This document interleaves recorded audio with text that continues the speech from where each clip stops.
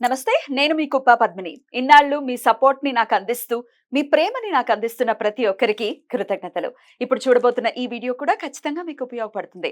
Like, share and subscribe చేసి మీ ఇష్టాన్ని, అలాగే మీ సపోర్ట్‌ని నాకందించండి. అలాగే ఈ వీడియో పట్ల మీ అభిప్రాయాన్ని కామెంట్ సెక్షన్‌లో కామెంట్ చేసి నాకు తెలియజేయండి. నమస్తే. నమస్తే, వెల్కమ్ టు అవర్ ఛానల్. నేను పద్మిని. ప్రస్తుతంతో పాటు ప్రముఖ ఆధ్యాత్మికవేత్త, ఆస్ట్రాలజర్, న్యూమరాలజిస్ట్, జెమాలజిస్ట్ తనిష్క గారు ఉన్నారు. మాట్లాడదాం. మేడం నమస్తే. మేడం నమస్తే అమ్మా. భక్తి మార్గంలో ఉన్నప్పుడు రకరకాల మనం నిత్య పూజ అనేది ఖచ్చితంగా చేసుకుంటాం.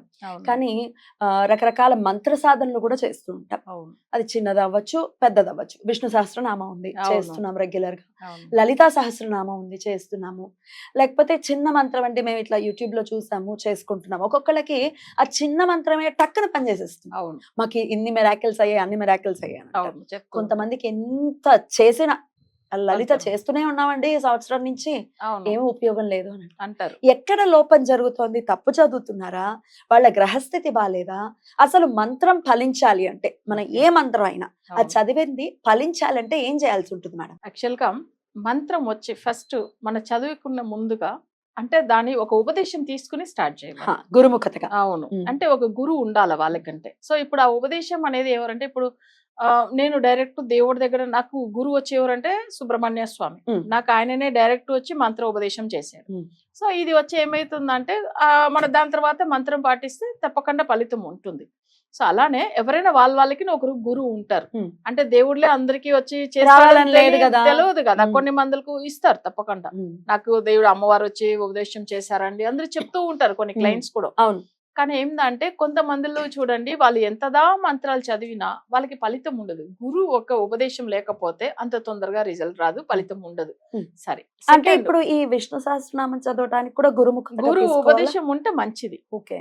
ఎవరైనా మంచి గురువులు ఉంటే వాళ్ళ దగ్గర ఉపదేశం తీసుకొని ఫాలో అవ్వచ్చు. ఇప్పుడు మన పూజలు రెమెడీస్ ఎంత మంచిగా ఫలితం ఉంటుంది అంటే, మనకు వాళ్ళు పంపించేది పూజలు స్టార్ట్ చేసిన తర్వాత వాళ్ళు కొన్ని ఉపదేశం ఇస్తారు. ఆ ఉపదేశం క్లయింట్ కి వెళ్తది. అది వెళ్ళిన తర్వాతనే వాళ్ళకి అంత తొందరగా రిజల్ట్ వస్తుంది. మన కాలర్స్ అందరూ మాట్లాడుతున్నారు కదా, క్లయింట్స్ అందరూ.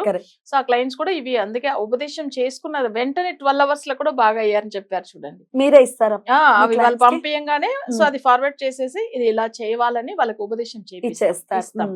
సో అలా తీసుకోవడం వల్ల ఏమైతుందంటే వాళ్ళకి ఆ ఫలితం అనేది ఉంది. సరే, ఇప్పుడు మన అనుకుంటాం జాతకాలు బాగుంది, అన్ని మంచిగా ఉంది, కానీ ఎంత మంత్రం మీరు చెప్పినట్టుగా లలిత చదువుకున్నా, విష్ణు సహస్రనామం చదువుకున్నా, సో ప్రతిదీ కానీ చదువుతూనే ఉన్నాం. ఇది కాకుండా రోజు గుడికి వెళ్తూనే ఉంటాం, ఎన్నో పూజలు చేస్తాం, రోజు నవగ్రహాల చుట్టూ తిరుగుతూనే ఉంటాం, అన్ని అభిషేకాలు చేస్తాము, అయినా దైవ అనుగ్రహం లేదు. కొన్ని ఇళ్లలో కూడా చూసారంటే దేవుడు అనుగ్రహం లేకుండా దానివల్ల ఆ ఇంట్లో చూడండి ఎప్పుడు వాళ్ళకి ఆరోగ్య సమస్యలు, లేదు ఇంట్లో గొడవలు. పూజ చేస్తామంటేనే గొడవలు స్టార్ట్ అయిపోతుంది. అంత ముందుగానే చూడండి, అది కొంతమంది చెప్తారు. కొంతమంది పూజలు ఇప్పుడు పండగలకి కరెక్ట్ గా ఆడవాళ్ళకైతే పీరియడ్స్ వచ్చేస్తాయి.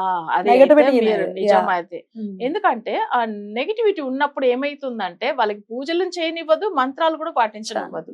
సో అప్పుడు ఏమైతుందంటే ఈ మంత్ర బలం అనేది ఒక ఉపదేశం వల్ల అయ్యేది మంచిగా ఉంటుంది. ఫస్ట్ అప్పుడు ఏమైతుందంటే ఆ మంత్రాలు ఆపకుండా తప్పకుండా వాళ్ళకి మంచి జరుగుతుంది. సరే, నెక్స్ట్ ఈ మంత్రం ఫలితం రావాలి అంటే దేవుడి దగ్గర కూడా మనం ఏం చేయాలంటే గట్టి సంకల్పం అనేది చేసుకోవాలి. ఫస్ట్ గణపతి దగ్గర సంకల్పం చేసుకోవాలి. గణపతి దగ్గర ఏం చేయాలంటే, నేను పూజ ఇవాళ కొత్తగా ఒక పూజ పెట్టుకోపోయాను, సో ఈ పూజ ఎలాంటి విఘ్నాలు లేకుండా, సో ఈ మంత్రం కూడా నేను పాటిస్తా. మంత్రాల్లో కూడా ఏదైనా చిన్నగా తెలుసో తెలియకుండా నేను చదివిన తప్పులు ఉంటే క్షమించమని ఫస్టే గణపతి దగ్గర కోరుకోవాలి. సో మనకి ఎందుకంటే ఒక మంత్రం కూడా మన తప్పుగా చదవకూడదు. ఇప్పుడు స్వామివారు నాకు ఉపదేశం ఇచ్చే ముందుగా నేను ఒక మంత్రం చదివాను, అసలు అది హెల్త్ గురించి చదివిన మంత్రమే, కానీ హెల్త్ ప్రాబ్లం ఎక్కువైపోయింది. అయ్యో, తప్పైంది.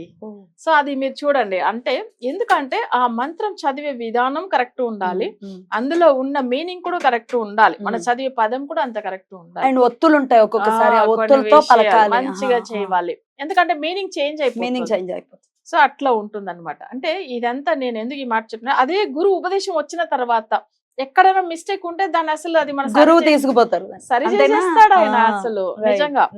అంటే ఇప్పుడు గురు విద్య శిష్యులుగా అనేట్టుగా మనకు మంచి జరుగుతుంది. ఆయన ఏ తప్పున్నా ఆయన చూసుకుంటాడు అంతే.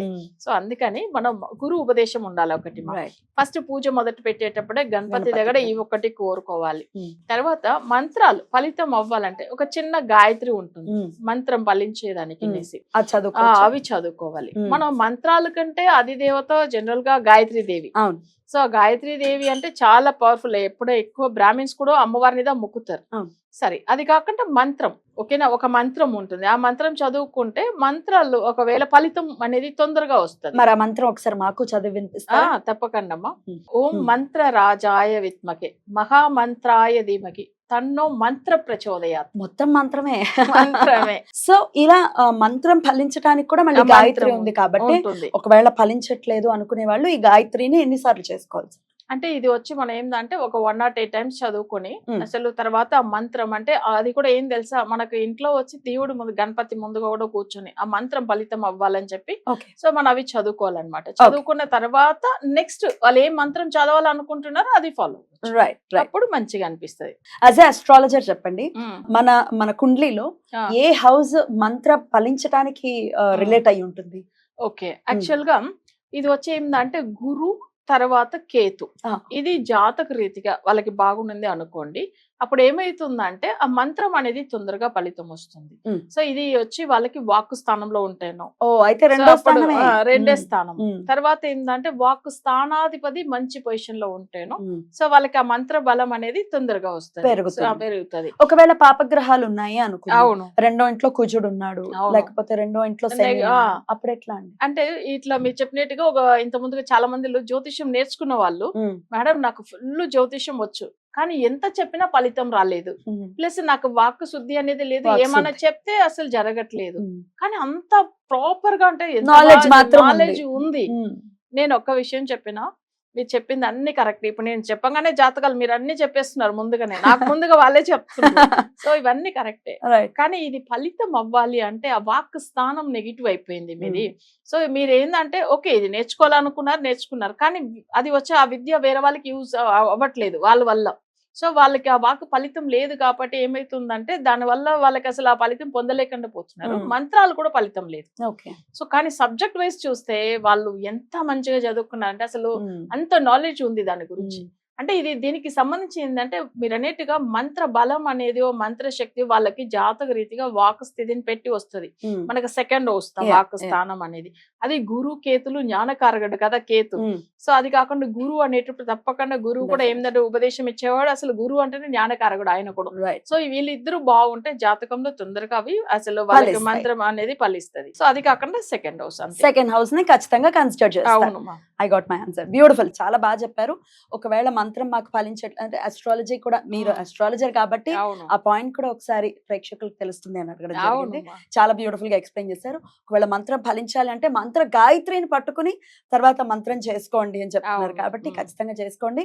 ఇది చేసుకుంటూ డెఫినెట్ గా మంత్ర బలాన్ని పెంచుకోండి, అంతే తప్ప మంత్రం ఫలించట్లేదు వీళ్ళు చెప్పింది పని చేయదు దేవుడే లేడు అనుకుంటే ఇంకేది తూర్పు తీరు దండం పెట్టాల్సి వస్తుంది. మంత్ర ప్రచోదయాత్. సూపర్. సో ఈ మంత్రాన్ని 108 సార్లు చదువు. అంతే. అద్భుతం అండి, చాలా చక్కగా వివరించారు. ఇది డెఫినెట్ గా యూజ్ అవుతుంది మన వాళ్ళకి అని నేను అనుకుంటున్నాను. Thank you madam. నమస్తే. నమస్తే.